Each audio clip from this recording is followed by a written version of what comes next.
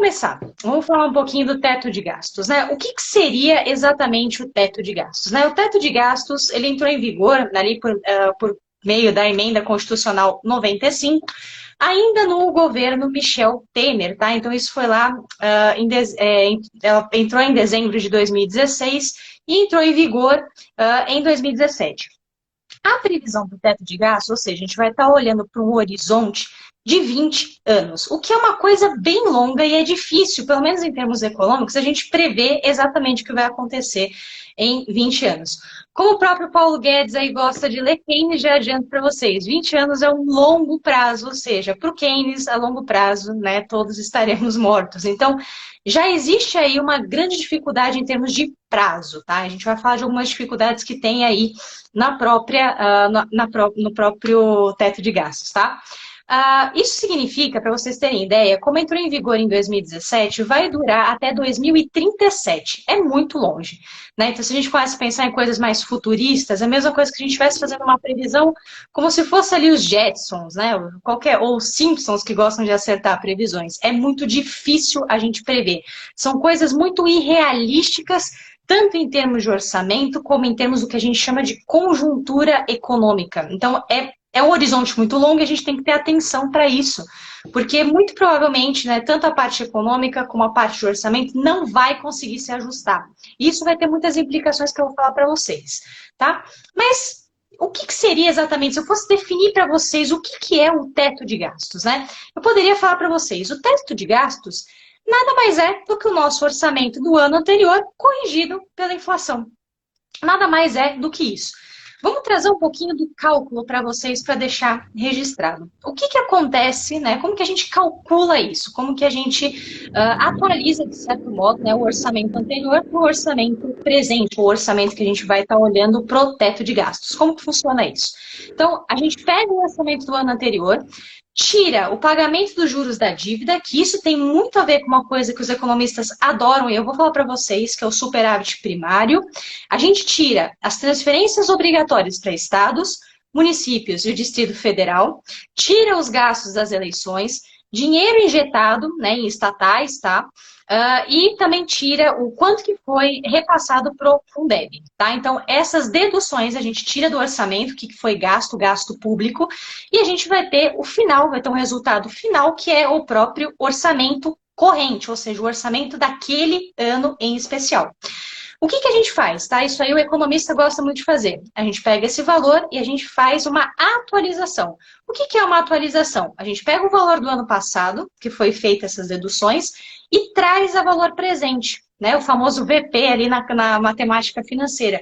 Ou seja, eu estou trazendo ou colocando juros, porque de um ano para o outro, principalmente na realidade brasileira, a gente tem uma oscilação da taxa de juros. Então, é importante a gente sempre fazer a atualização desse valor. O dinheiro nunca fica parado no tempo, ele sempre está ocorrendo em diversas atualizações. E com o orçamento é a mesma coisa, sempre a gente vai ter que atualizar. A título de compreensão para vocês, a gente utiliza o IPCA, que é a taxa mais comum, né? Que é o índice de preço ao consumidor amplo, para fazer essa correção. É a taxazinha de juros. Né? Então, se eventualmente taxa de juros, como está hoje, baixíssima em 2%, a correção vai ser menor do que se o juros estivesse a 10%, 20%, 30%. Tá? Então, esse é um fator para vocês também levarem em consideração. Só para a gente registrar, no ano passado, o teto de gastos foi em torno de 1,4 trilhões. Tá? Para 2020, ou seja, atualizando, trazendo o valor presente, trazendo esse valor para o ano de 2020, a gente chega em 1,4, arredondando aí 1,5 trilhão. Tá? Então, reparem, praticamente ficou constante do ano anterior, de 2019, para 2020. Só que a gente tem um grande problema, chamado Covid-2019. Né? E as coisas começam a se tornar um pouquinho irrealistas. Fica difícil eu gastar somente 1,5 trilhão. E só para vocês terem ideia, quem tem curiosidade pode inclusive acessar o Tesouro Nacional, que é quem vai fazer esse controle, chama Tesouro Nacional Transparente. Ali ele mostra o quanto está sendo gasto, né, em termos do orçamento, ou seja, o quanto que já foi atingido aí no teto de gastos. Para vocês terem ideia, hoje, olhando hoje o portal, vocês vão ter uma taxa de 49,77% já foi gasto, né, do limite desse teto de gastos. Praticamente aí 50% a gente já gastou. Ou seja, fica difícil, além de se tornar inviável, fica muito complicado eu achar alguma brecha para gastar ainda mais. Tá? Então, guardem essas informações que é bem importante. Tá? E eu quero fazer uma breve revisão aqui, se o Guilherme permitir, mas eu acho importante para vocês entenderem da onde vem isso, por que a gente fala tanto de orçamento, por que a gente fala dos instrumentos que compõem ali o orçamento público, tá? Para o pessoal aí de direito, quem gosta, né? A gente tem três instrumentos, perdão, essenciais dentro do grande orçamento. Então, a gente tem a LDO, que é a Lei das Diretrizes Orçamentárias, a gente tem a LOA, que é a Lei Orçamentária Anual, e a gente tem o PPA, ou Plano Plurianual. Tá? Todos eles estão ali regrados pelo artigo 165 da Constituição Federal, e cada um deles tem uma função de articular junto com a peça fundamental, que é o orçamento público. Tá? A LDO e a LOA têm a duração de 1 ano. Tá? Já o PPA tem a duração de 4 anos.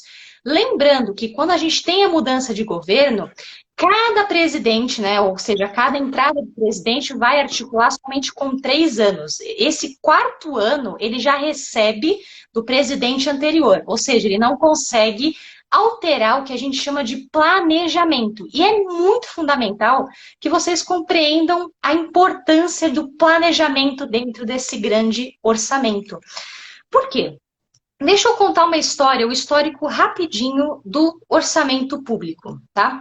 O orçamento lá atrás, né, a primeira concepção que a gente tem, ela é fundamentalmente contábil, tá? É simplesmente a gente ter a ideia de receita e a ideia de despesa. Nada mais, nada menos do que isso. Receita e despesa é a mesma coisa que vocês têm na conta bancária de vocês. O que eu recebo de salário é a minha receita, né? Então, eu estou recebendo ali, eu guardo, deixo ali na conta bancária e eu vou tendo eventuais gastos, alguns obrigatórios, outros não, ao longo aí da vida de vocês. Então, obrigatório, eu tenho que pagar água, luz, internet, telefone, etc. É um gasto obrigatório, vai sair da minha conta, vai se tornar uma despesa. Né? E alguns que não são tão obrigatórios, eu quero comprar uma blusinha nova, vou lá e gasto também, tiro, né? Vira uma dedução, vira uma despesa. Isso é a parte fundamental, é a parte contábil dentro da história do orçamento. Funciona para o orçamento público? Sim, funciona e é igualzinho, é idêntica, não muda, não muda, é perfeita, funciona perfeitamente. A grande diferença é que quando a gente trata de um orçamento público, eu estou olhando para a necessidade do que vocês também gostam de falar, do príncipe, do governante. Ele que vai estar demandando determinadas receitas, né? Ele vai arrecadar determinadas receitas e vai ter determinadas deduções, determinadas despesas. Nesse primeiro momento, é importante falar para vocês, não existia uma preocupação social, tá? A ideia ali, né, o príncipe tem que se manter porque ele é odiado, né? Então, é mais fácil ele ser odiado do que ser amado, era a máxima naquele momento, né? Então, não tinha uma preocupação se a sociedade gostaria de ter mais ou menos previdência, mais ou menos mais ou menos educação, mais ou menos saúde, entre diversas outras esferas que a gente sabe que compete ao órgão público, tá? E aí, do ponto de vista jurídico, a peça contábil, se a gente pode falar dessa maneira, ela, de certo modo, ela era fictícia, era uma ficção. Porque você só tinha números e aqueles números não refletiam uma realidade, não refletiam os anseios que as pessoas, né, que a população necessita. Então, esse é o primeiro momento, né, a primeira grande história do orçamento, né? Com o passar do tempo, e isso, quando a gente olha para o orçamento público, tem muito a ver com a estrutura do Estado, se ele é mais ou menos liberal, né? Se é um Estado mínimo ou um Estado máximo, e a gente vai evoluindo ao longo da história, a gente tem oscilações, a gente tem estados, ora mais, né, atuantes, ora menos atuantes, né? A partir de um certo momento, percebe-se que não dá para discutir o orçamento só em termos contábeis, só o que entrava, só o que saía, porque existia essa demanda, esse anseio por determinados fatores que são públicos, determinadas necessidades que são de todos nós, né? Como saúde, educação, etc. E aí percebeu-se que tratava de algo político, não era só contábil ou econômico, era algo mais político, porque poderia se tornar um plano de ação. Ou melhor, poderia ainda, né, se tratar, como a gente fala, né, de um plano, de uma ação governamental, um plano político. A gente passa a discutir, ou existem discussões sociais, que são os planos de governo. Então, o orçamento, a nova ideia de orçamento, está muito atrelado ao que a gente tem hoje, tá? E estou tratando aqui de uma sociedade atual, em termos de plano de ação, de planos de governo, que é o que a gente vê quando tem ali a plataforma eleitoral.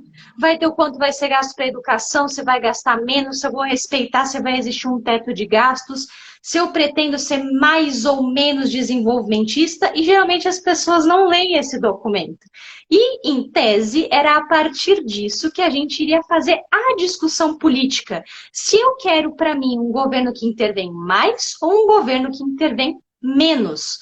Tá? Então, vem daí, eu diria, a grande ligação entre a parte econômica, a parte jurídica, a parte social e principalmente a parte política. Tá? Então, houve aí uma convergência para esse tipo de ideia. Tá? É lógico, né? A gente começa, a partir de então, ter uma ideia de programação, ou seja, eu tenho um horizonte que eu tenho que olhar para esses gastos. Então, a gente sabe aqui, a gente tem um horizonte ali de 4 anos e eu vou me programar ao longo desses 4 anos. E se vocês quiserem saber, né, por que a gente trata de programação, isso vem da ideia econômica, vem da ideia de desenvolvimento econômico. Tratava-se lá na economia de desenvolvimento econômico com um planejamento.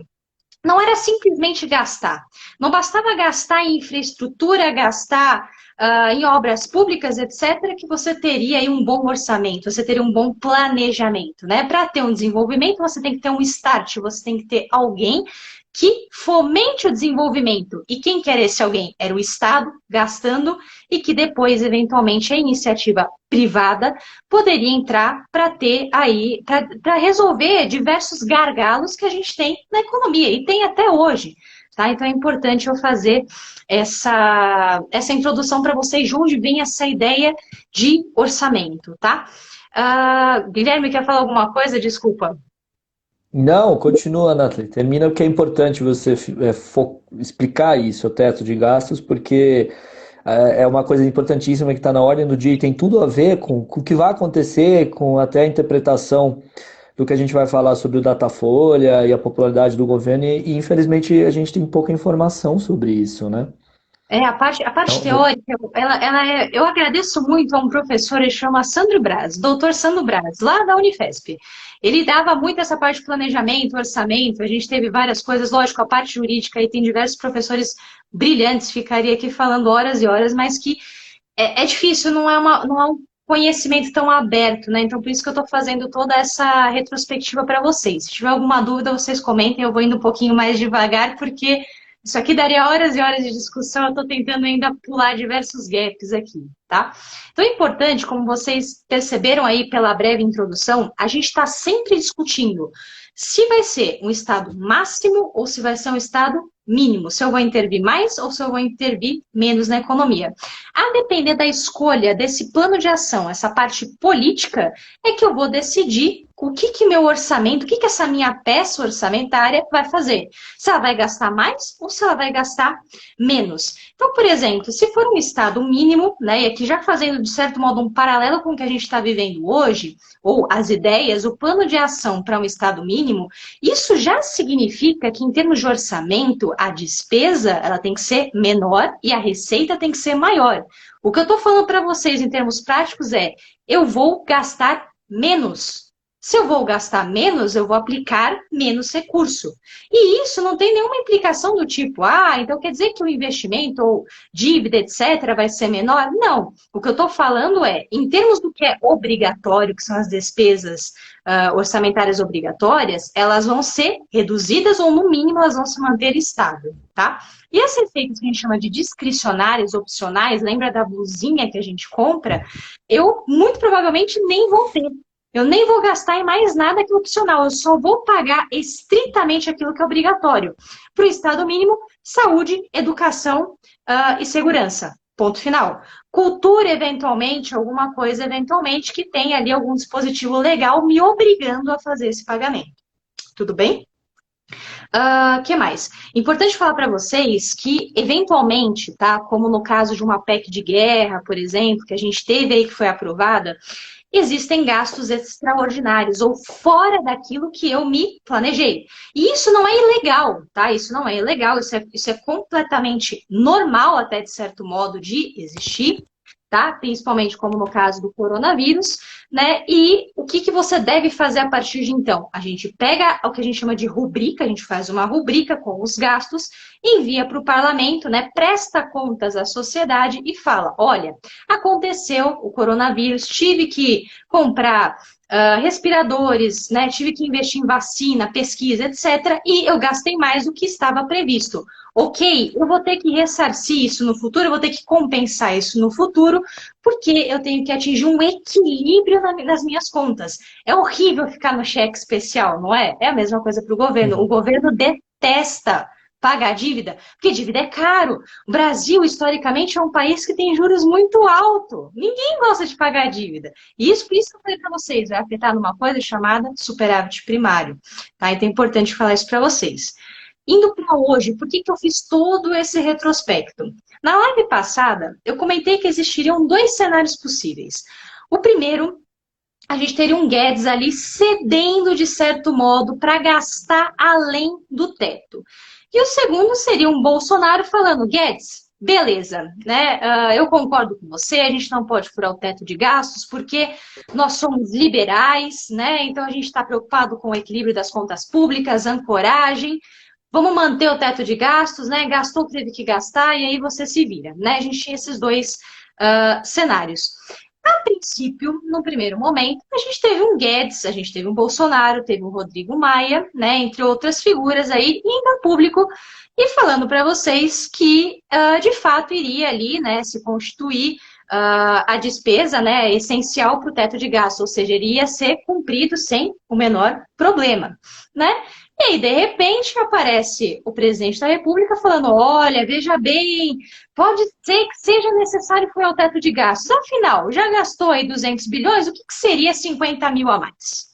Né? Então, eu já vou falar qual é a implicação disso, mas lembrem do que eu falei também.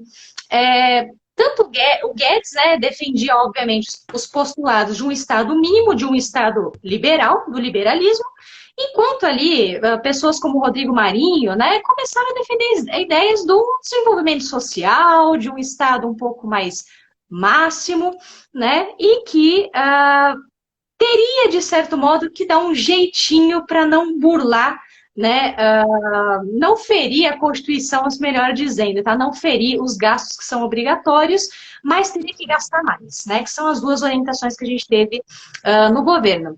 Somado a isso, a gente teve uma frase importantíssima do Flávio Bolsonaro, que a gente sabe que impacta muitas das decisões do Jair Bolsonaro, o pai dele, que foi: olha só, o Guedes vai ter que arrumar um jeitinho aí de ganhar, né, de ter mais dinheiro para a gente gastar. Tá? Então, tudo isso, o mercado olhou para isso e falou: opa, pode ser que essas falas não estão condizentes com a realidade. Ou seja, muito provavelmente, eles vão furar o teto de gastos. O mercado sentiu isso, o mercado tem certeza disso. O mercado já está apostando que vai existir um furo no teto de gastos. Tá? O que isso impacta? É muito perigoso? Para vocês terem ideia, só para dar um spoiler aqui. O dólar, a previsão já foi para 6,85, se não me engano, só para vocês terem ideia, tá? E Bovespa ali sofreu algumas oscilações, eu diria, bizarras, tá? E é lógico, né? Emissão de título da dívida, tá? Olhando para o Tesouro Nacional. Isso aí foi uma das coisas que foi mais abalada. Ou seja, o Tesouro não está querendo emitir título da dívida própria, lembra dos juros que eu falei para vocês? Porque ele vai ter que pagar um juros maior. A dívida que a gente tem é maior. E se vocês lembrarem, lá no começo, falei para vocês, a gente teve um estímulo monetário, a gente injetou indiretamente moeda na economia. Ou seja, eu não tenho de onde tirar recursos, eu não tenho mais reserva para pagar minha dívida. Pelo amor de Deus, não estou falando aqui que a gente zerou a reserva brasileira. Não é isso. Mas para pagar a dívida vai ser mais difícil, porque juros vão subir. A previsão é, Selic sobe, juros, rolamento de dívida fica mais caro e a gente tem menos reserva porque a gente já colocou esse dinheiro para a circulação. Então, isso é uma coisa que a gente tem que pensar e que o mercado já está olhando isso com maus olhos, né? E, lógico, para fechar com chave de ouro, o Bolsonaro, na própria live, falou o seguinte: o mercado tem que ser patriota.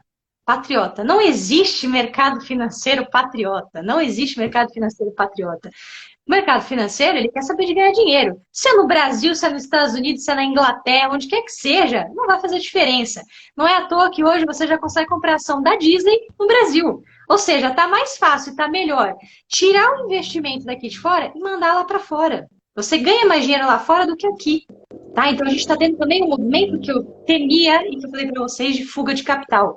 De novo, o Brasil é um país que depende e muito do investimento que vem lá de fora. E a gente está sofrendo com isso. É um outro fator também para levar em consideração. E por que eu fiz toda aquela introdução? Falei que tem a parte política, jurídica, etc. Porque essas frases, né, vêm justamente no momento onde Jair Bolsonaro simplesmente está subindo nas pesquisas, está ganhando popularidade. Melhor dizendo, está tomando medidas que são populistas, de certo modo, né? É bonito, né? A gente injeta dinheiro na economia, sobe a inflação, que beleza, tenta estimular emprego, né? Não se preocupa com o amanhã que não tem problema. Depois o Guedes arruma e tá tudo certo, né? E ele vai subindo nas pesquisas e, importantíssimo, André Lara Rezende, um dos pais do Plano Real, vem justamente relembrá-los de que a gente não pode discutir teto de gastos de um modo estritamente econômico. É surreal. A gente tem que trazer ao público e mostrar que isso é uma discussão essencialmente política. Cumprir ou não cumprir o teto de gastos é político. Se eu preciso me reeleger, eu não vou cumprir o teto de gastos. Então, o mercado financeiro já sinalizou isso, ele já sabe disso. Então, só para fechar aqui, para o Guilherme também comentar, furar o teto de gastos, né, significa que a gente vai ter problemas no futuro em termos atuariais, em termos financeiros, tá? Por quê? A gente vai ter um aumento da Selic, a gente vai ter que procurar investimentos, de certo modo, privados e sem o start do Estado, porque o Estado não tem mais como fomentar isso, não tem como mais dar um gás para isso, fica mais difícil. O Estado deixa de ter essa função de ser a mola propulsora, de estimular o investimento privado. Então, todo o arcabouço liberal está indo pelo ralo. Todo aquele plano de governo que a gente tinha, se bem que não era um plano tão longo, tinham pouquíssimas páginas, acabou. Então, faz todo sentido as pessoas que estão no Ministério da Economia simplesmente falar tchau.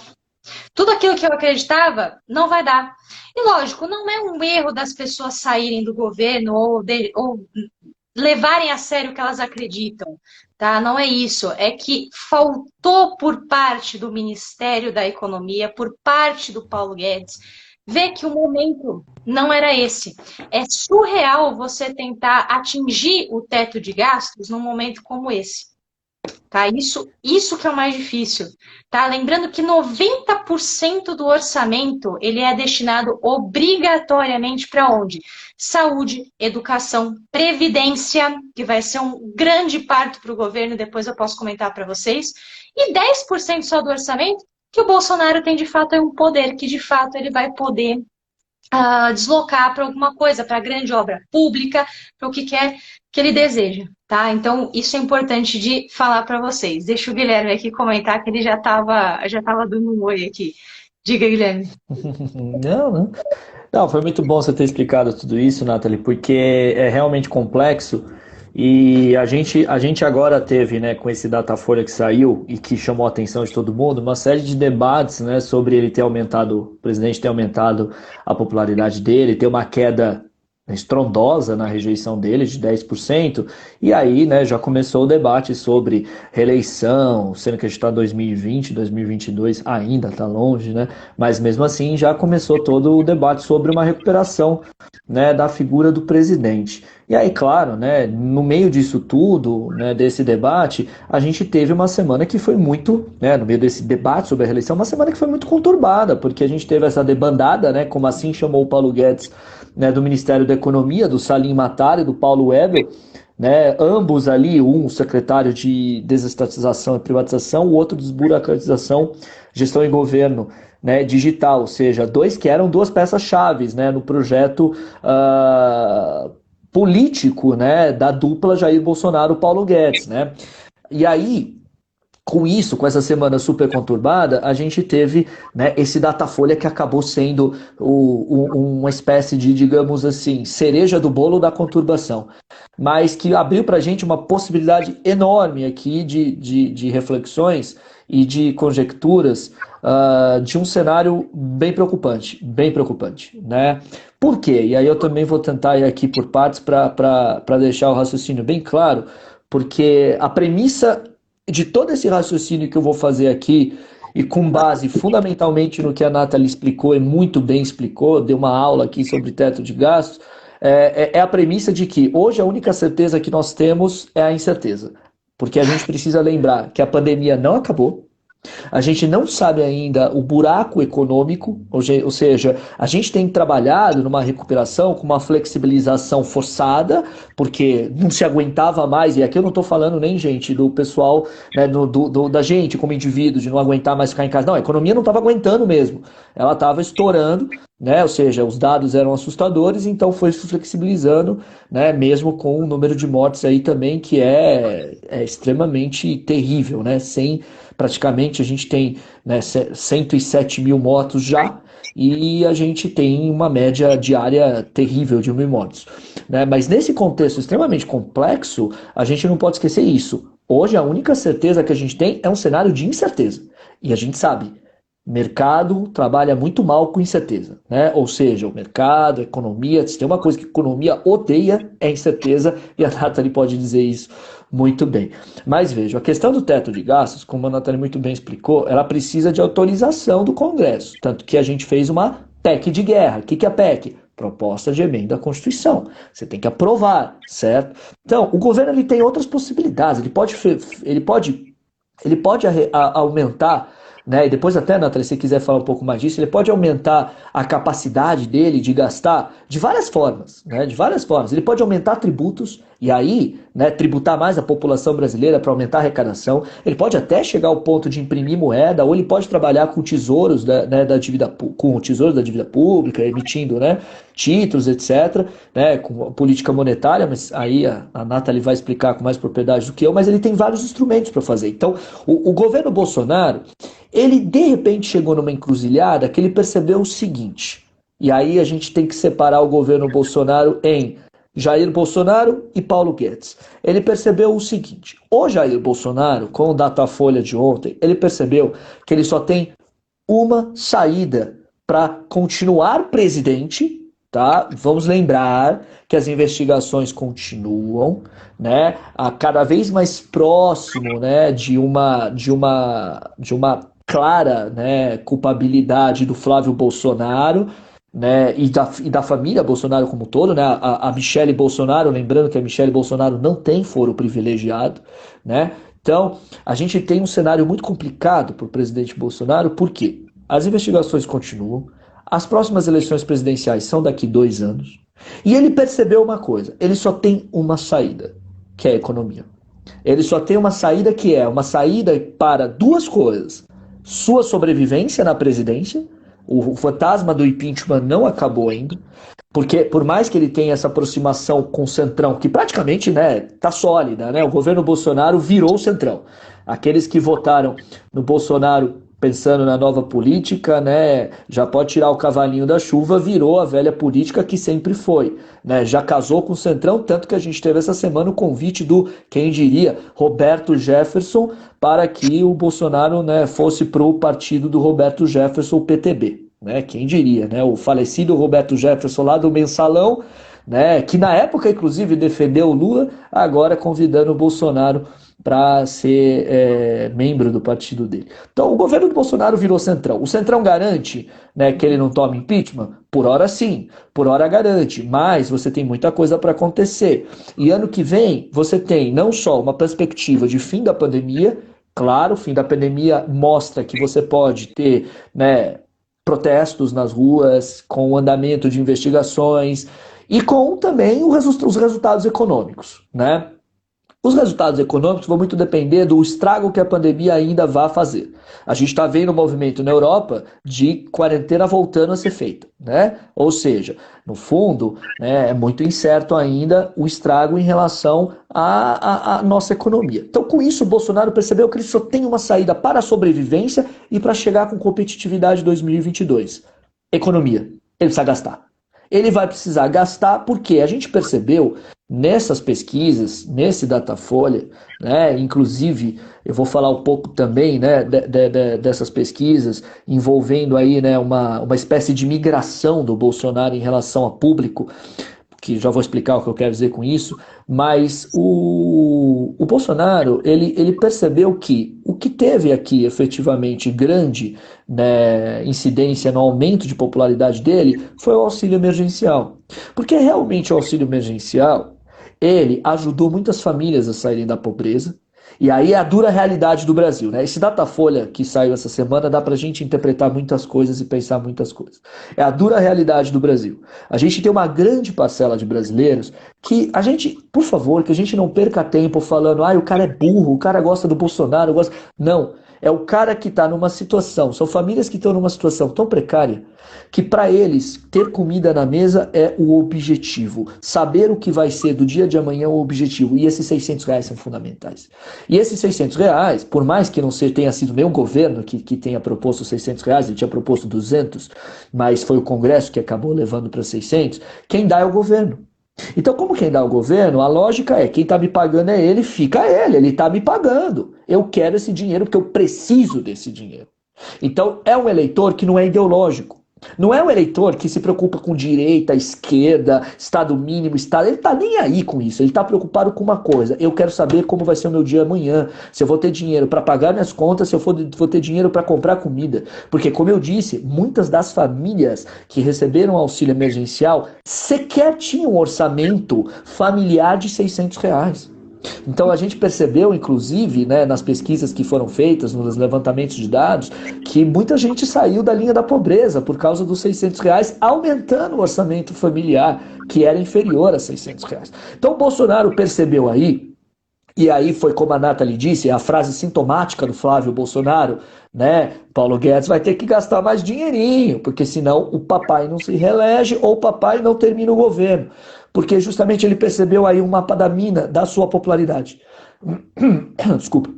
E ele percebeu que nessa mudança do Datafolha, ele ganhou popularidade em quem não votou nele em 2018. Muito provavelmente num eleitorado que votou no Haddad no segundo turno e que agora vota nele por causa justamente de algo muito semelhante ao que era o Bolsa Família, que é uma renda de assistência, né, emergencial, de assistência básica. E que faz com que a gente coloque até no cenário brasileiro a discussão de vez da renda mínima universal, né? Mas, de qualquer forma, o Bolsonaro percebeu que ele precisa manter esse gasto para ter esse eleitorado, porque foi nesse eleitorado que ele cresceu. Esse 37% de ótimo bom que ele teve, lembrando que em junho ele tinha 32%, então ele aumentou aí quase uns 5%, né, com as margens de erro aí, né, da pesquisa, se deu justamente nessa faixa da população muito mais pobre, que não era eleitor dele. Então, de certa forma, ele ganhou o eleitor que ele não tinha, mas ele perdeu o eleitor que ele tinha. Ele perdeu o eleitor que votou nele em 2018, e principalmente mais escolarizado e mais abastado, mas que não está satisfeito com a condução da política, principalmente econômica e da própria política, no sentido, né, de como está indo o desempenho do Bolsonaro. Agora, se percebeu também que ele teve uma queda de rejeição de 10%, e que muito se dá de 44% a 34% por conta também desse auxílio emergencial. Então, Qual é o seguinte ponto de reflexão desse Datafolha? Ah, o Bolsonaro está eleito, o Bolsonaro é invencível. Não, não, isso é tudo bobagem, gente. A gente tem que sempre analisar, política é volátil, a gente vai analisando, fazendo as conjecturas, mas é claro, né, sabendo que é tudo muito complexo e as coisas são interligadas, né? A gente tem as eleições americanas que podem impactar, a gente tem, como eu já disse, a pandemia não acabou, a gente não sabe o buraco, a gente não sabe o estrago, a gente está num cenário de muita incerteza e o Brasil ainda tem uma perspectiva de aumentar o desemprego de muita forma. Tá? Ou seja, inclusive hoje a gente teve, né, o Sindicato das Indústrias se manifestando falando, olha, vem vindo demissão por aí. E demissão por aí significa o quê? Não salário. Significa o quê? Não salário, não consumo, significa economia parando principalmente no setor de serviços e a economia principalmente sofrendo naquilo que hoje ela está mais sofrendo, que é o setor de serviços principalmente, né? Ou seja, nesse sentido, aí o Bolsonaro vai ter que fazer o quê? Ele vai ter que ampliar esses gastos para ampliar o renda. E a gente tem que lembrar, e a Nathalie pode me dizer também, muito melhor que eu, que o renda é importante, o auxílio emergencial é importante, porque é óbvio, são vidas, a gente está falando de vidas, mas o auxílio emergencial ele tem um problema estrutural, ele não cria emprego. Ele não cria emprego. Ele resolve aquela situação que é precária, mas ele não consegue resolver estruturalmente. E é o que a Nathalie falou. Você está empurrando com a barriga a conta lá para frente. A conta lá para frente, que vai chegar. E governo nenhum vai aguentar gastar assim, porque ele vai ter que tirar dinheiro, ele vai ter que arrecadar. Então, ou ele vai colocar o país num descontrole fiscal inimaginável, e aí o Bolsonaro corre o risco de jogar o Brasil numa crise pior que a de 2015, para que ele consiga ser reeleito, para que ele tenha capital para chegar em 2022, capital político, popularidade para chegar em 2022, ou ele faz diferente. Ou ele toma responsabilidade, se torna um cara responsável, e aí vocês começam a perceber a ironia, né? Ele se torna um cara responsável, aí ele vira e fala, não, mais importante que a minha reeleição, mais importante, né, que o meu projeto de poder é o país, não vamos fazer isso, mesmo que custe minha popularidade. E aí ele segura um pouco a onda e tenta efetivamente aí controlar um pouco os gastos para que o Brasil, só que ao mesmo tempo lidando com essa situação como uma situação de que se ficar o bicho pega, se correr o bicho come, porque as pessoas não podem, o pessoal pode passar fome. É passar fome e não ver o dia de amanhã. Uma situação dificílima. E nesse meio de tudo tem o Paulo Guedes com o projeto dele. Então, ou ele toma a responsabilidade e fala, não vamos estourar o teto de gastos, porque se a gente fizer isso, a conta lá no futuro vem. Vamos segurar e vamos tentar fazer aqui o que a gente puder. Ou simplesmente ele adota uma loucura e vamos ouvir o Paulo Guedes, aí não tem condição nenhuma, né? Porque aí ele trabalharia com uma impopularidade enorme, porque muita gente entraria na linha da pobreza, muita gente ficaria sem recursos, e aí o Brasil ia entrar numa situação, digamos, de colapso político até, a gente poderia ter uma onda de protestos e pessoas insatisfeitas. Então, é uma situação dificílima, porque tanto o Paulo Guedes vai ter que ceder, quanto o Bolsonaro vai ter que ceder. Porque imaginemos 3 cenários, e aí eu tracei, Nathalie, para já concluir essa fala e a gente começar aqui também o debate, as pessoas perguntarem, eu tracei 3 cenários possíveis com esse Datafolha. Primeiro cenário é o seguinte, Paulo Guedes vai ser completamente ignorado pelo presidente Bolsonaro, porque o presidente Bolsonaro percebeu que o caminho para a reeleição, o caminho para a manutenção do mandato, reeleição, é gastar.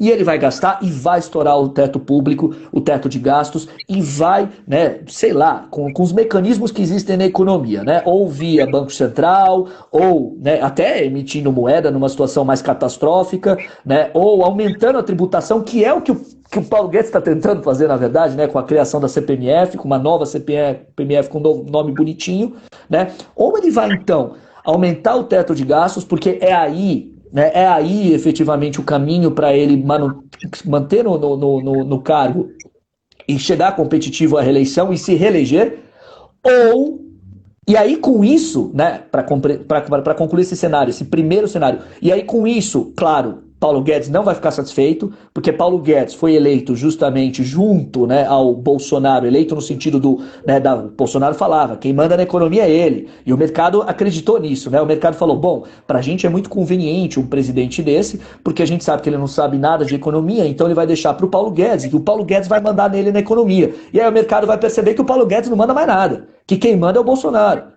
E aí que o Paulo Guedes se tornou, além de fraco, extremamente, né, extremamente inútil ali para o que justamente o mercado e aqueles que votaram nele graças, né, a, digamos, essa proposta de projeto liberal, fora.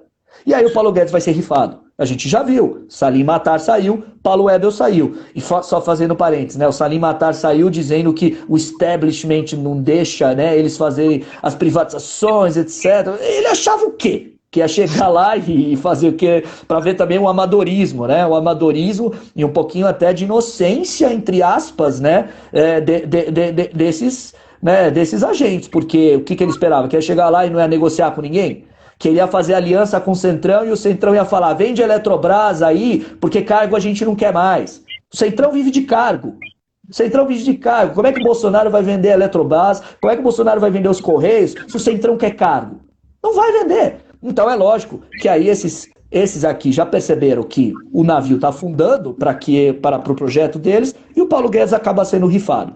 Esse é o cenário primeiro. E claro, Paulo Guedes sendo rifado vai custar politicamente para o Bolsonaro. Aquele eleitor dele, mais ideológico, que votou nele em 2018, ele vai perder. Ele vai perder. Aí o segundo cenário.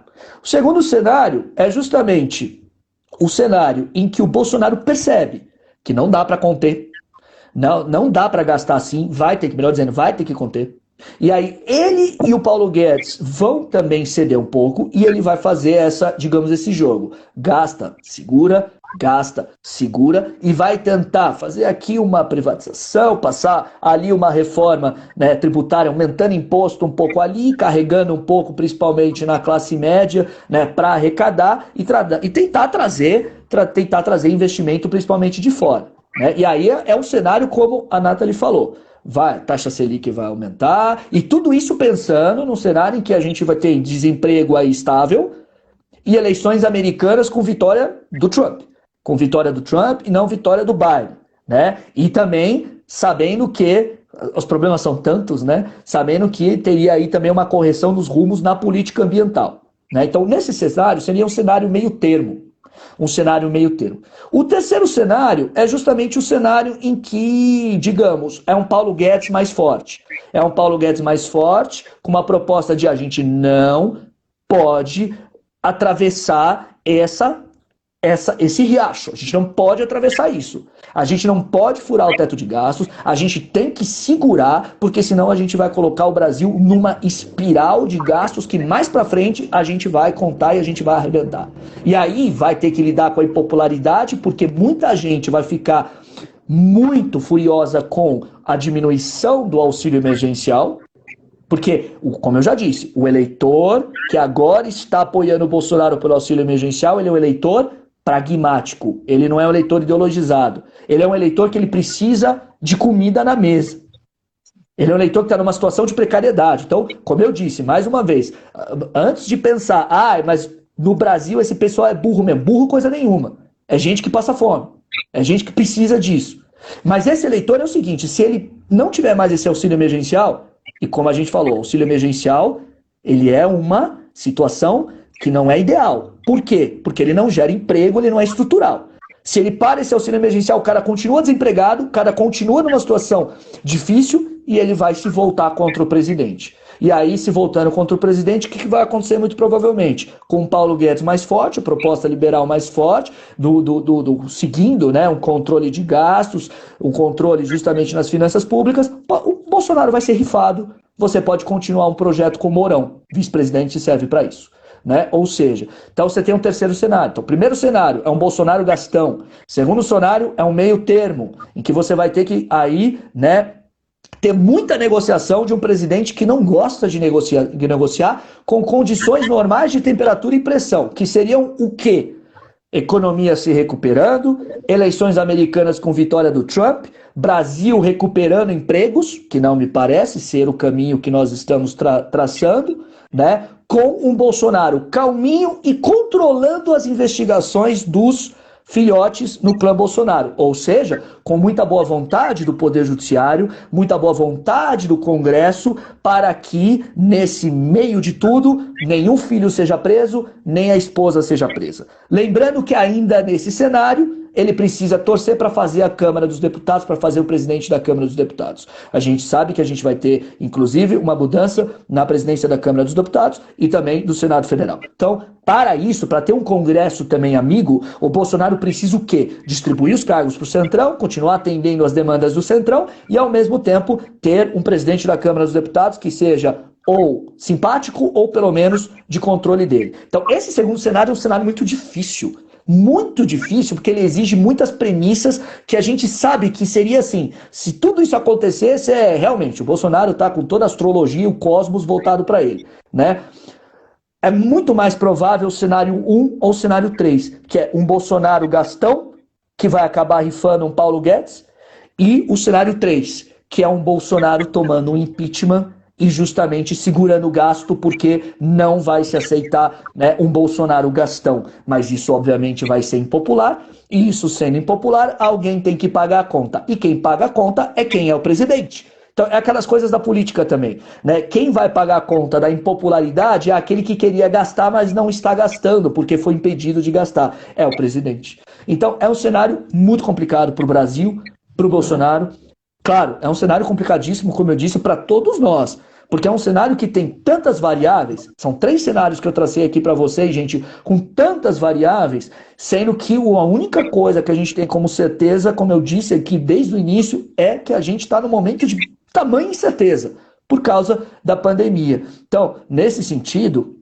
Aliás, Nathalie, só para fechar o primeiro cenário, né, nesse sentido é uma complicação enorme, mas só para fechar o primeiro cenário, a gente pode até pensar, e aí de uma maneira até catastrófica para o Brasil, Bolsonaro gasta bastante, Bolsonaro chega competitivo em 2022, com apoio popular principalmente, né, da renda emergencial e de uma espécie, né, digamos, de unificação, criando, né, uma espécie de Bolsa Família dele, renomeando e dando um programa de assistência social com o nome dele, gastando das formas possíveis que o Estado pode gastar, ele se reelege e aí ele tem um segundo mandato que é dificílimo, porque é ele mesmo sendo reeleito que vai ter que arcar com a conta do que ele fez para ser reeleito.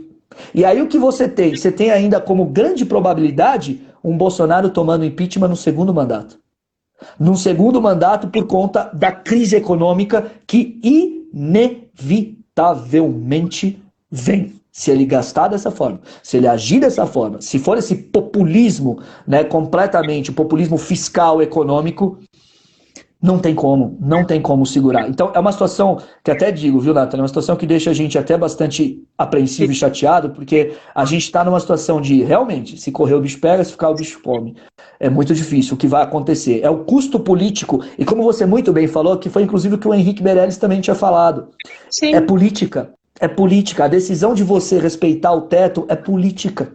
Totalmente política. Ou seja, o Bolsonaro, ele pode justamente deixar o impeachment mais para frente, tomar o impeachment agora, mas se ele quiser se manter competitivo, ele vai jogar o Brasil num abismo econômico. Vai jogar o Brasil num abismo econômico. Agora, se ele não quiser se tornar competitivo e ser responsável, muito provavelmente ele toma um impeachment por conta da impopularidade dele. A mim me parece que o que ele vai fazer é o seguinte, ele vai gastar. Ele vai gastar. E dos 3 cenários que eu tracei, o primeiro é o mais factível.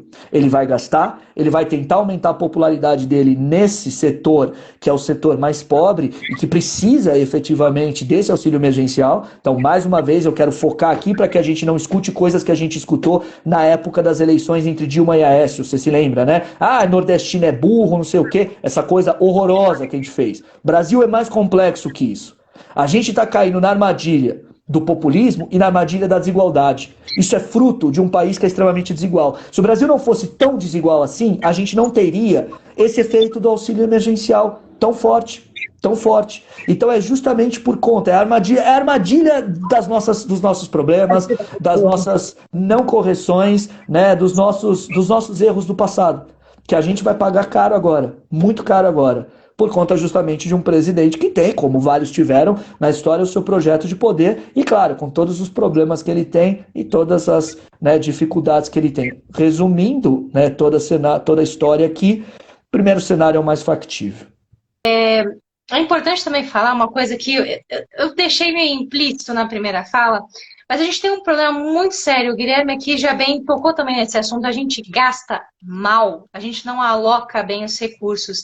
E outra coisa que é super importante, a gente tem uma dependência fiscal gigantesca. Parece que a única saída é gastar. Eu só posso gastar. E isso vai gerando essa bola de neve, o que a gente costuma chamar que é o ciclo vicioso da pobreza.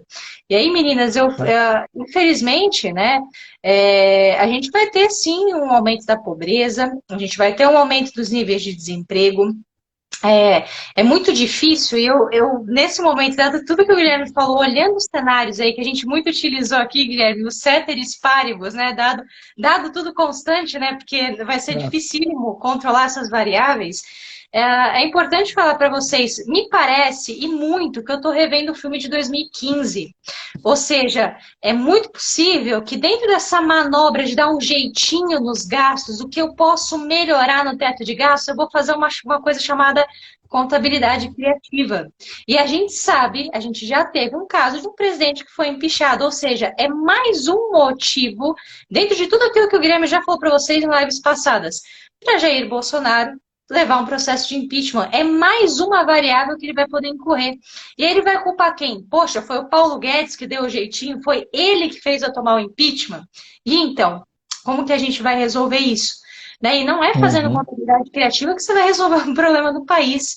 E lógico, qual que é o impacto de você levar dívida para frente? Não é só a dívida pública que vai aumentar, que nem eu falei para vocês, o problema da Previdência. A gente fez uma reforma previdenciária.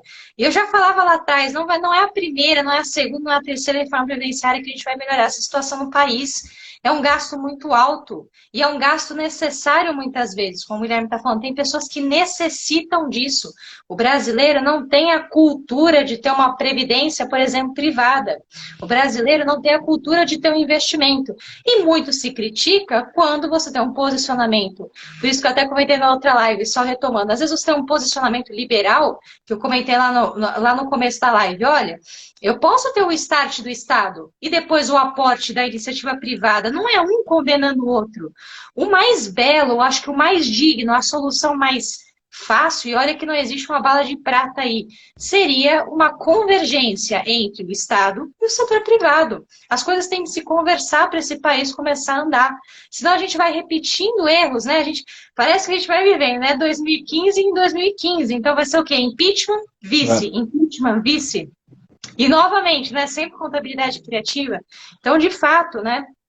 Quando você tem essa projeção de cenário, começa a me preocupar muito. Parece que eu estou vendo 2015. Eu falo, nossa.